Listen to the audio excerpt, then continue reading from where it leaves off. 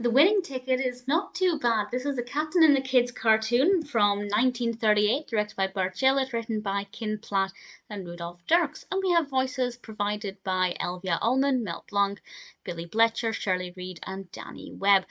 And it's announced on the radio that the Captain and the Kids have won $100,000. And John Silver hears this and he's just had his ship taken away from him. So he decides the best thing to do is to dress up as an old woman, knock on the captain's door, pretend to faint, and get in the house and try and find this winning lottery ticket.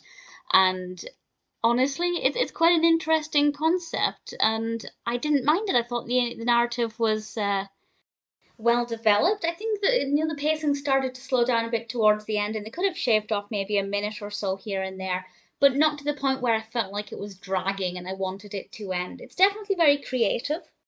It's well animated. We have a great cast of characters, of course.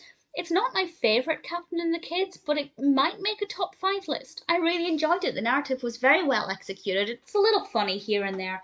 Definitely well animated with a relatively good pacing. So there's nothing about it that I think didn't work. There's nothing that I think should have been done differently. Sure, it might not be my favourite Captain and the Kids cartoon, but being in a top 5 list is not a bad place to be. If you haven't seen it, I would absolutely recommend it, particularly if you're a fan of the Captain and the Kids.